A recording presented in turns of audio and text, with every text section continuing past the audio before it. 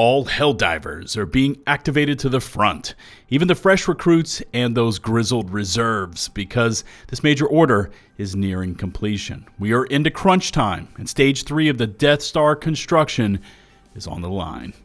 Welcome to the channel. This is Lieutenant BuzzLitebeer, and we've got a full lineup for today, including this brutal major order, the new Warbond, and some information coming from that side, and some feedback from the comms dev team concerning recent changes and further explanations.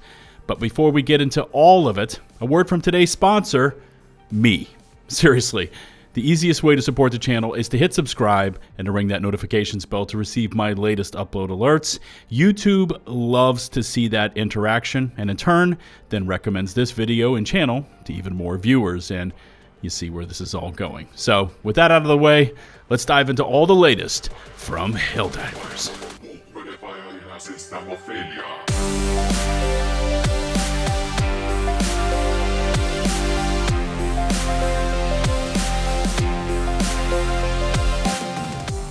We'll circle back around to the Superstore again in just a moment, but first we need to discuss this major order. And with just over 1 day to go, we have both Matar Bay and Pandion 24 under Helldivers control.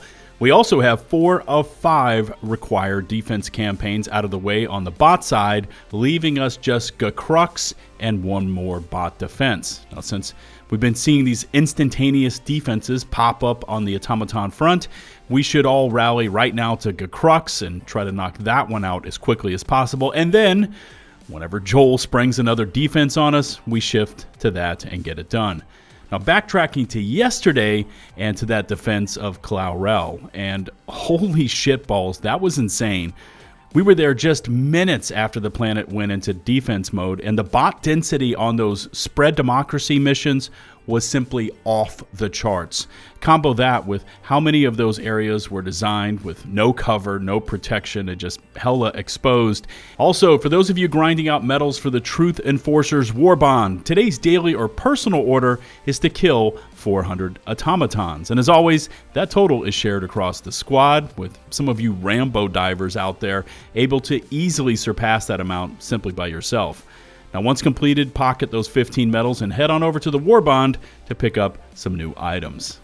I touched on this topic a few days ago, but the Superstore and Warbond was feeling a bit out of balance, in that the entire Warbond cost just 1,000 super credits, the norm that we're used to, while the Superstore Gen Row armor set, helmet, cape, and player banner came in at 925. And keep in mind, the Warbond included 3 new weapons, 2 armor sets, and a whole mix of extra cosmetics and super credits to boot. Now, VG247 ran with this headline that echoed what many in the community were thinking. Quote, Helldiver 2's new Doubt Killer armor triggers a wave of doubt as to whether players are cool with paying almost the price of a full Warbond for 1 Superstore suit. They go on to say 250 super credits is a fair amount for a cape, no matter how nice its redlining may be. By the way, I think that is a typo, and instead they meant to say it isn't a fair amount. Tom Warren, the editor of this article, then went on to say this, quote, while this seemingly isn't the first time individual bits of an armor set in the Superstore have been priced similarly to what the Doubt Killer gear cost, possibly due to the cape's price tag being a bit of an outlier, it's triggered some pushback from players on Reddit who think they might need to put a bit of pressure on Arrowhead to make stuff bought in this way a bit less expensive. Quote, please mention these in the next feedback survey they make. I think we should all mention it, as I'm in the same boat, wrote user Soviet Marma, one of the Helldivers subreddit's moderators, in response to post about the set's pricing.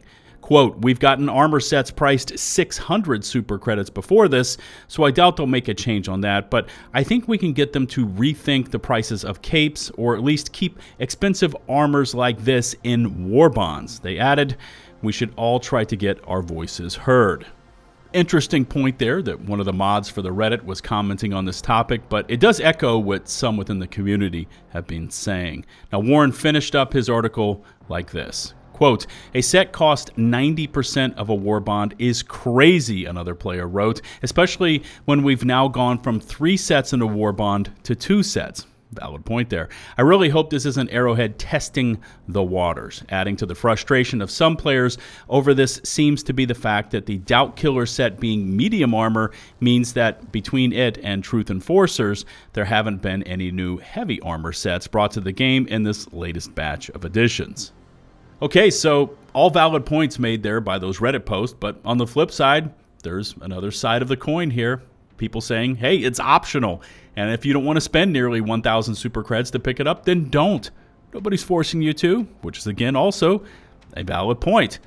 Now, I commented in my last Helldivers upload that I've been saving up for a while, so I had enough for both, but where I felt Arrowhead really missed the boat with this one was not including one heavy armor set in this new Warbond, or at least the new armor sets. Now, it could have been the Doubt Killer armor, or maybe they could have converted the Bloodhound armor, but divers are accustomed to seeing one of each set. And two medium sets, now both with Unflinching and both looking super drip-tastic, by the way, was just a bit out of the norm. There's also a lot of divers out there that love taking on the bots, and they prefer heavy armor, so they can forego the shield pack and run 3 strats and a heavy weapon. And for them, overall, it felt like a letdown. Back to the article, and while, yes, we are used to seeing that sort of pricing for the armor and helmets, a basic black cape for 250 super credits and a player banner for another 75 is where this one just kind of got out of hand. Let me know where you stand on this one by dropping me a comment.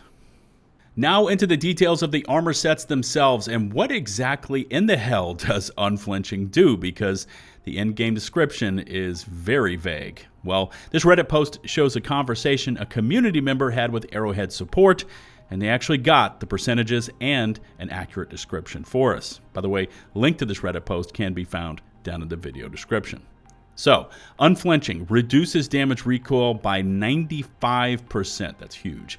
Tones down stagger camera shakes and reduces the maniacal shooting VO, I think VO stands for voiceover timer, from 6 down to 5 seconds.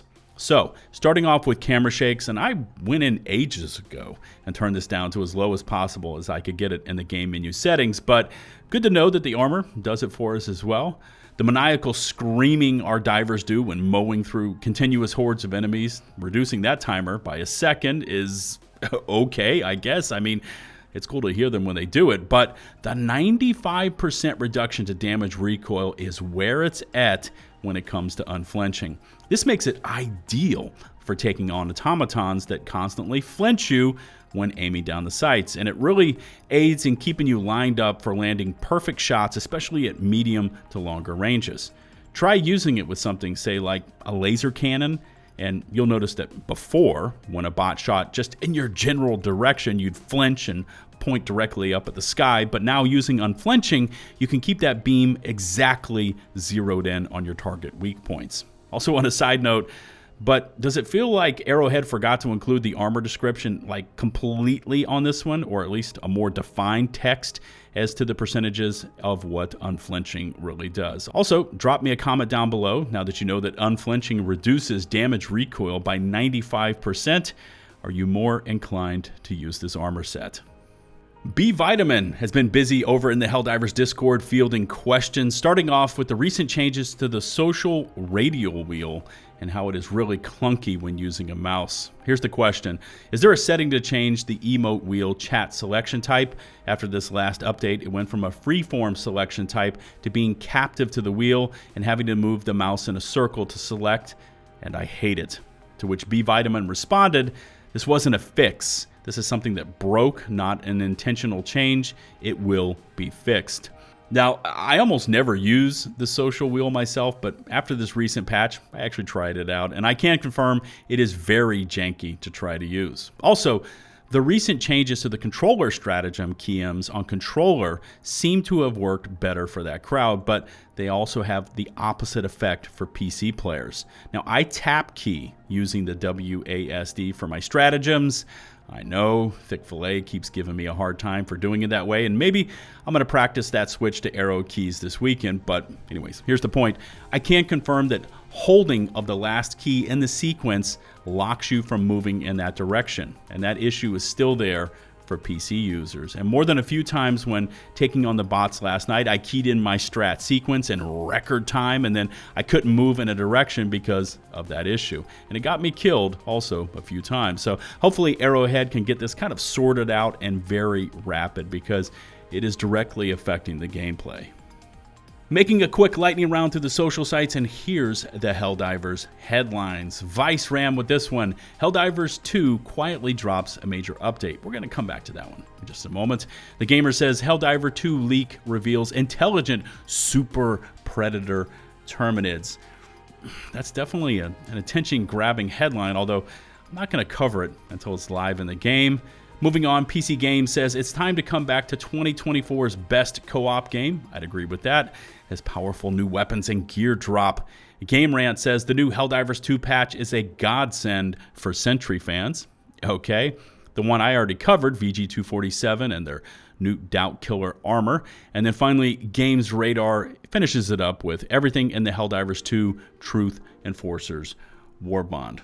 So going back to that top headline from Vice, and yeah, there really wasn't much fanfare given to the latest balance patch, and there were even stealth buffs not published we received as part of that one as well. Now, when we compare Helldivers versus, say, Dragon Age the Veilguard, which is the latest hot drop, social discussions aside, because that's really irrelevant, it's Dragon Age and has an established fandom, and SteamDB shows that Helldivers is hanging strong with Dragon Age, despite not seeing new content for, I can't remember. Has it been forever? And basically having a 6-month internal war for the identity of how managed democracy works moving forward. Okay, so enough with the news. It's now time for your top comments from my last Helldivers upload. And as always, if you want to see your name and comment up in lights, you first need to let it drop on this video. That's right. You need to take a few minutes and drop me a comment. And who knows, it might get upvoted enough by the viewers so that it makes it into our next breakdown.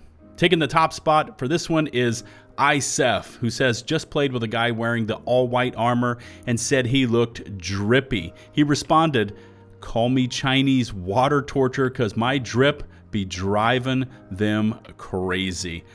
Yikes, but definitely accurate. That white armor does look sick AF. And the number 2 spot is Shadow WQ8NG, who says the Halt and any weapon with programmable ammo, the AC, RR, etc., needs to have a quick toggle rather than having to hold the reload button then select the ammo type. Would make things easier in intense moments. Yes, I do agree with this one. It's a little bit wonky for us on mouse and keyboard over here to, I think it's what, hold down R, which brings up the reload, and then I have to toggle with the mouse button and then release R, and then if I want to reload that tube, I have to press R again. Yeah, so a quick toggle is definitely a godsend. I completely agree with you there.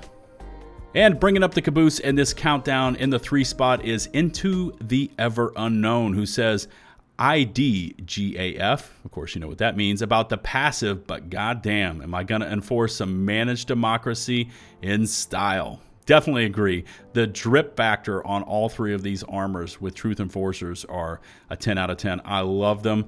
I just wish there was a heavy armor in there, and I'd like to also see that reduced recoil as part of these 3 armor sets. But yeah, other than that, just visually the cosmetics look really strong.